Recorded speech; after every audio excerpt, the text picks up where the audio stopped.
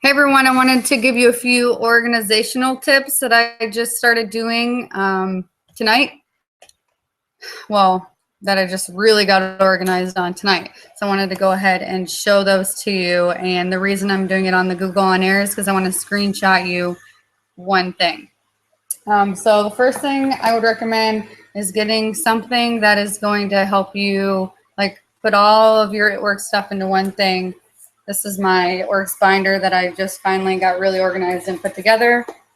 I haven't added everything in there yet, but what I have done is I have my chart, and then I also have a bunch of blank charts in the back, because what I plan to do with these is I'm going to make a chart for everybody on my team.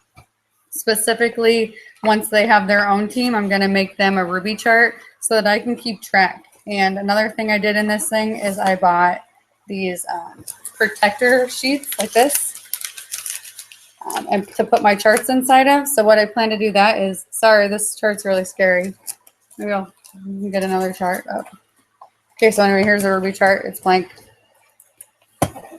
So my plan for this with the protector sheet is I bought these dry erase markers, and what I'm going to do is on top of the sheet I'm going to write their volume, so it's an easy way to update that without having to make a million charts all the time. And then, as you guys know, the names on your chart might change, so you want to be able to erase the names on your chart and be able to edit the volumes as well as they increase, decrease, whatever happens.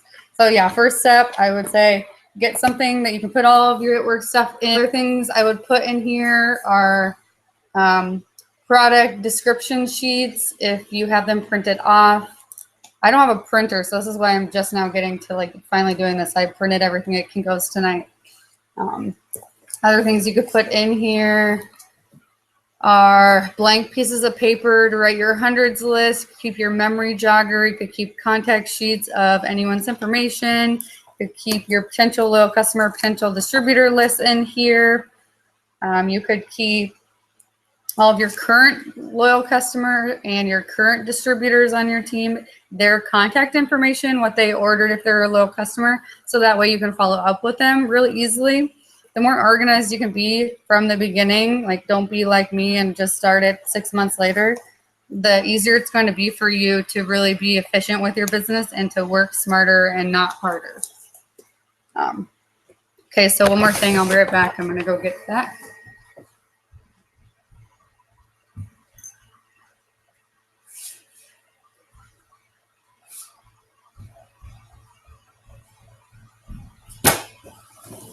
Okay, so another thing that has worked really well for me with potential loyal customers is you can either use your phone or a physical calendar. But what I do, so here is a physical calendar, and I showed you guys this tip before, but instead of just keeping a really long list of potential loyal customers, what I would do, let's say I messaged somebody who had liked one of my posts and we were talking, but then they said, oh, but I want to wait till this day when I get paid. So what you're going to do is actually write their name on that date. So then when you come to that date on the calendar, you know to follow up with them.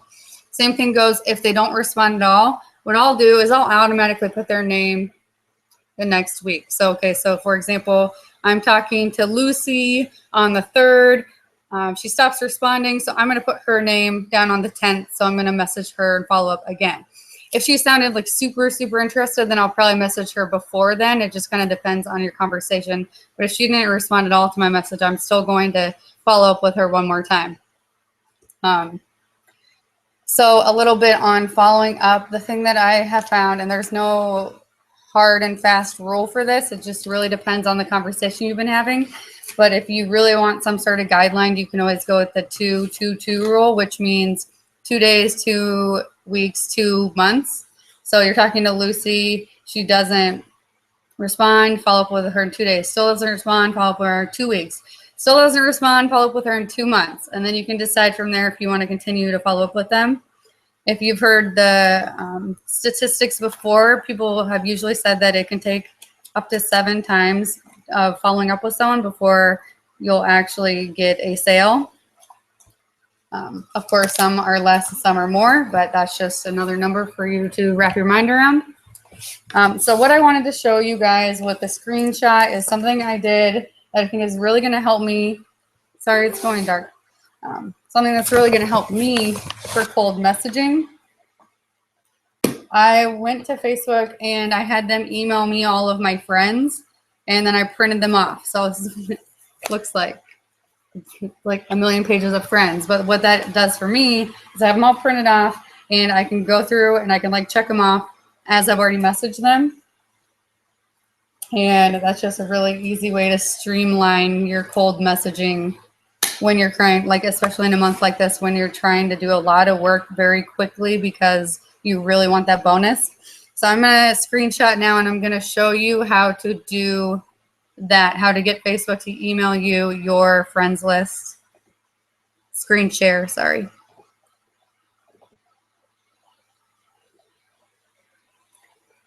Okay, so here we go. Here is my Facebook.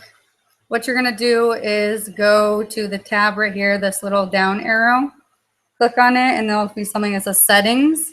So you click on that, and that's really all you do. And then you'll see on this main page, it says general account settings, name, username, all that information. And you come down to the bottom, it says download a copy of your Facebook data. So you'll click on that, and you'll click start my archive. And then you just enter your password for your Facebook, and then start my archive. Download requested, you just push OK. It says we're gathering information, we'll send an email to when it's ready for download, and you click OK. So what it will do then is email you your personal information in a zip drive, I believe, and then you can just open it, and it's going to give you tons and tons of information. Let me see. It's going to give you a ton of data on your Facebook. I want to try to pull up my own so you can see kind of what it looks like. So bear with me. Just ignore this part because you're not going to have to do it.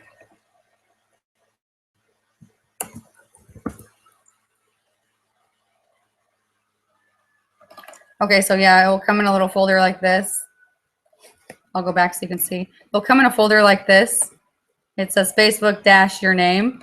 So it has a little zipper on it. You'll just click on it, and it'll say each HTML, photos, videos, index. It's going to have everything on your Facebook right now in this folder for you. So if you double click on HTML, it's going to bring up all of these different options. You'll see in here there's one option that says friends. So if you double click on that, it'll bring it up in your web browser, and they're all your friends. It's going to show you all of your friends. You can print that off. What I did was I copied and pasted all these names just like this. I just copied them, pasted them into a Word document and put it up in columns so that I didn't have 56 pages. I only had 18. Of course, if you probably aren't going to have, like I've gone kind of crazy with adding friends. I think I have over 2,000, but you probably, I'm guessing, have around 500, maybe less, maybe more. So it's not going to be as many pages. But yeah, if you don't want to print off a ton of pages, I recommend just copying from this list of your Facebook friends that it gave you, put it in a Word document into columns. So then it kind of spreads those names out over less pages. Let me get back to where we were.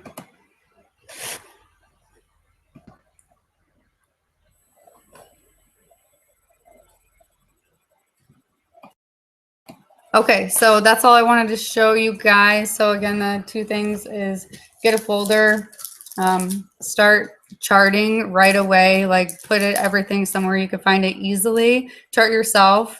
If you're really ambitious, chart your team. So especially when you're going for these bonuses, you can kind of keep track of where they're at as well and be able to coach them along the way to getting their bonus. But if you are Ruby and above, you should already be charting and be very familiar with your chart. If you're Ruby and below, it's a good habit to get into, to just be looking at your chart so you kind of understand what it is and what you're going to need to get your promotion. Of course, always ask us. You can print all of those charts from your eSuite.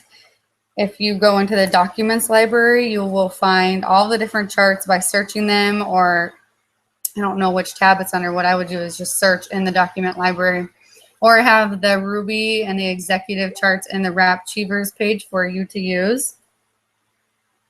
Yeah, so the last thing I do for organization is, since I have a lot of products, I have like a bin I keep all my products in. So you can do something like that as well. But yeah, overall, just try to be as organized as possible. You want to be as efficient, so that is not something you're worrying about. You can only focus on posting, following up, and cold messaging, and you'll not have to worry about organizing everything because it's already put together for you.